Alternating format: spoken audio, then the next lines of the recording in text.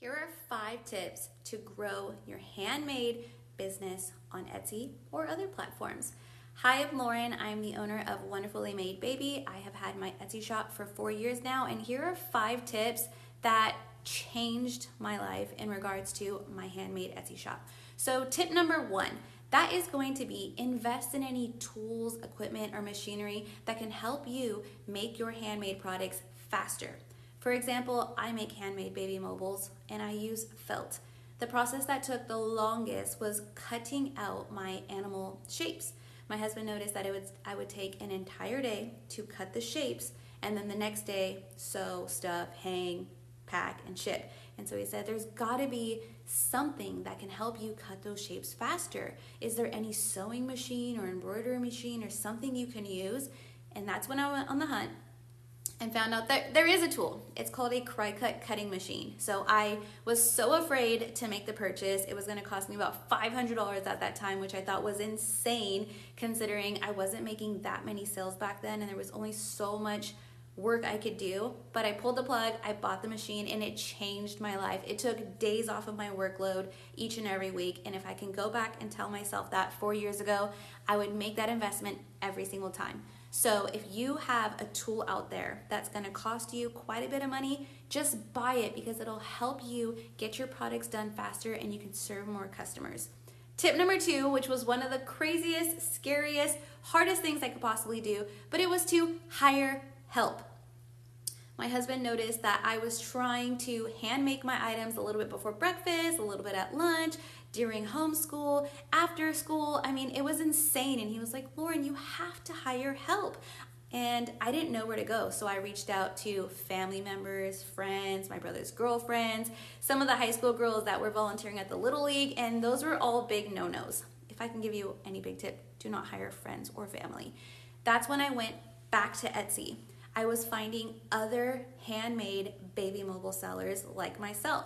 I searched through hundreds of profiles and I found about 40 different people who had beautiful products but not too many sales. And so I messaged all of them asking if they'd be interested in doing commission work for me. And out of the 40 people, only 2 said yes.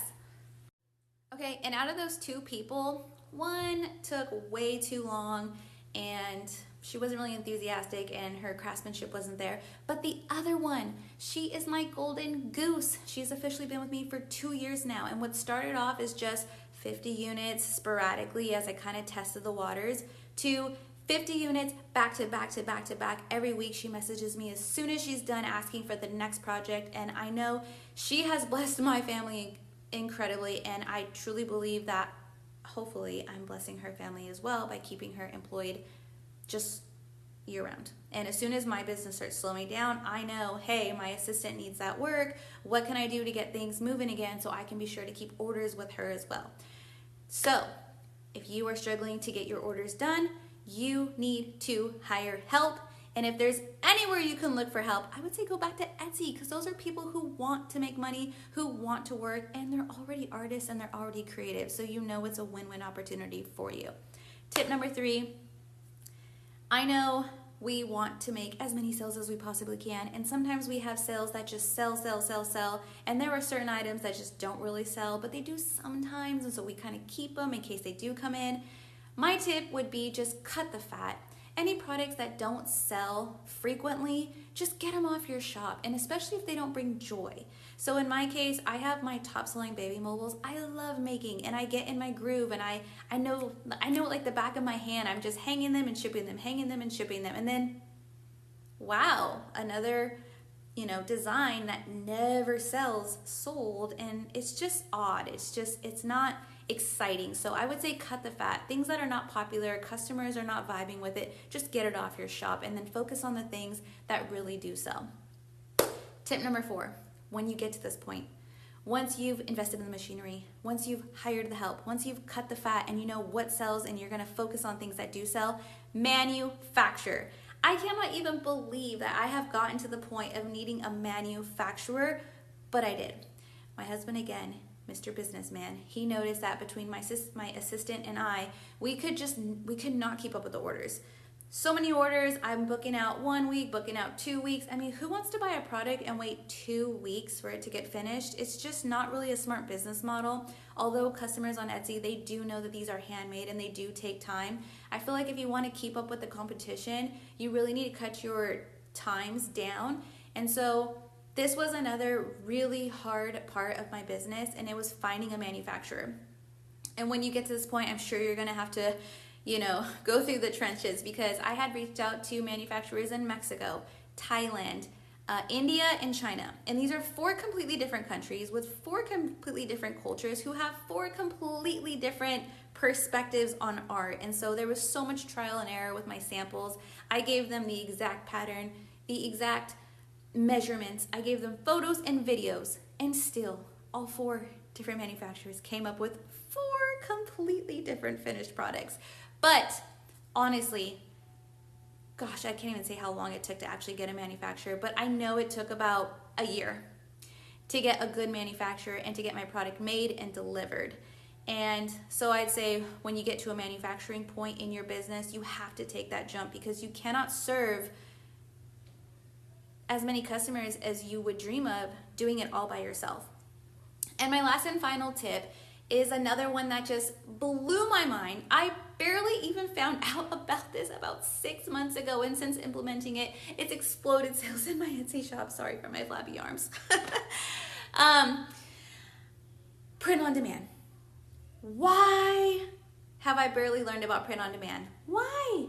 Print on demand is where you create this beautiful illustration, this design, something that sparks joy that you made.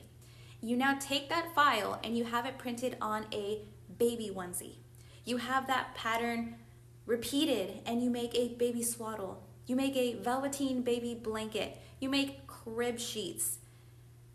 It's endless. And then on top of that, you can make beautiful, one-of-a-kind wall art, which is what I did. And since adding those products to my shop, my sales have gone up to numbers I honestly didn't think it was possible. So again, I did start my baby brand 4 years ago. It started off really slow, and it was a hobby, and I was so excited because at that point I had been a housewife, a stay-at-home mom for 10 years. Never earned a dime, never made any money. My college degree, my bachelor's of science, was just thrown away and burned away because I knew I was never going to work again, because now I was going to be a stay-at-home mom. So starting this Etsy shop has given me so much. I don't know what it is. Like, it's not my identity, but it's something to be proud of other than raising my children. It's something to be proud of other than just cleaning the house or making a good meal or, homeschooling my kids. This is something that I made with my own creativity, and it is just so rewarding and joyful. So if you are a handmade artist, please take these tips and just implement them. Invest in the equipment, hire the help, cut the fat, get a manufacturer, and dive into print on demand. If this video was helpful, please give it a like and subscribe to my channel, because I hope to give more valuable content regarding handmade Etsy shops, basically modeling the things that I've done to make over $150,000 a year in my Etsy shop alone. Thanks so much for watching.